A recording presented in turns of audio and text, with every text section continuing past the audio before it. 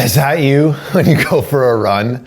Breathing is so important when we are dealing with cardiovascular exercise, and controlling your breath, learning how to breathe is a foundational skill when you are looking to develop your cardiovascular health. When you're looking to exercise, period, even with strength work, understanding how to control your breath is super important, and that's what I want to talk to you today. We're going to talk about the cardio side today, and if anyone has any interest, we can talk about how to breathe for a heavy lifting set in another video.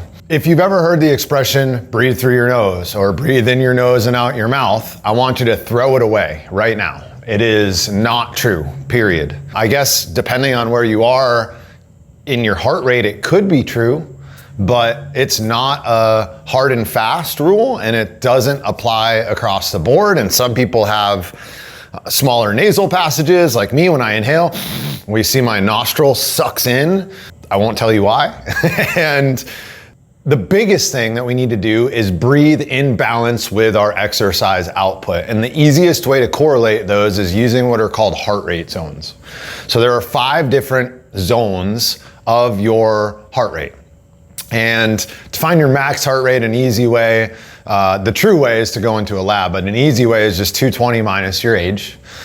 And then there are levels or zones based off percentage of that maximum heart rate. So in zone 1 and zone 2, we want balanced nasal breathing. So that's for most people gonna be like 120 beats and lower. If you've ever worn a heart rate monitor or an Apple Watch, and you can check that out. And balanced nasal breathing is exactly what it sounds like. So mouth closed.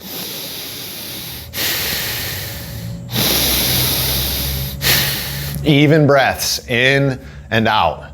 And that takes skill, especially once you get into upper zone 2, to just be able to continue to pull that breath down into your belly. So don't give up, practice. The more you nasal breathe, the more your nostrils start to open up. There's a great book out there called Breath by James Nestor.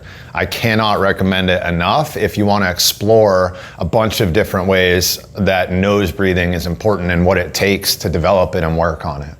Now, when we get into zone 3, which is going to be 130, 140, maybe 150 beats per minute, depending on your level of fitness, at that point, we might switch over to breathing out of our mouth or a fast nasal exhale. So typically at the lower part of zone 3, we can get away with a right? And the goal there is we're just trying to clear out that CO2 a little bit faster so that we can get our next inhale into our body, because we need that oxygen to go and feed our muscles. Sorry if I blew snot at you a second ago. So then at the upper end of zone 3, it's going to be in through the nose, out through the mouth. Right? We can clear a lot of that air, a lot of that CO2 out really fast. And CO2 going out is actually, so people think when we need to breathe, we need oxygen. In reality, the trigger to needing to breathe actually comes from excess CO2. So we get that CO2 out of there. It feels a little bit better as far as being able to keep up breathing with the exercise that we're doing. The other thing with that short, tight exhale, again, it allows us to get to the inhale even sooner. Now, pushing up, high zone 3 into zone 4, then we're probably going to need to switch over to mouth breathing. So, right? And that isn't sustainable into the long term. So when you're in zone 4, you are above lactic threshold. And our body's energy system that we use to produce muscle contraction switches over when we get above lactic threshold. And we can only hold that for a minute and a half or so. So it's not something you're gonna be able to do for a super long time. And as soon as you are able, as soon as that heart rate comes back down, we get too much lactate, we need to slow down, do your best to switch back into that nasal inhale and fast exhale. Then we get into zone 5, which is like, you are working. Everything has gone gray. You have tunnel vision. When you're in zone 5, that is just straight up breath of fire.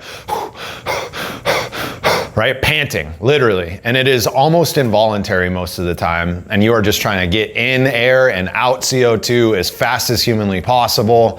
Again, you're not gonna be able to stay there for very long. And down regulating is just as important as ramping up. So as you're coming back down and your heart rate is settling, we really wanna track in line with our breath. So, and then as soon as you can, extend that exhale. And then as soon as you can, in through the nose. And then as soon as we can, and then balance nasal. And that's gonna allow you to, even just talking to you right now, I can feel my nervous system coming back down and out of fight or flight and online. So that is just some tips on pairing breathing to cardiovascular exercise. If you have any questions, leave them in the comments. We'd love to be able to help. If you are in the Loco fam and you do CrossFit classes, you do boot camp classes, or you do cycle classes, obviously this is super useful for you. I'd love to help. Come talk to me. I'm a performance breathing certified coach through XPT, Extreme Performance Training, which is Laird Hamilton and Gabby Reese, and their brand, which is incredible and a lot of what Loco is based on. So I'd love to help. Give me a shout.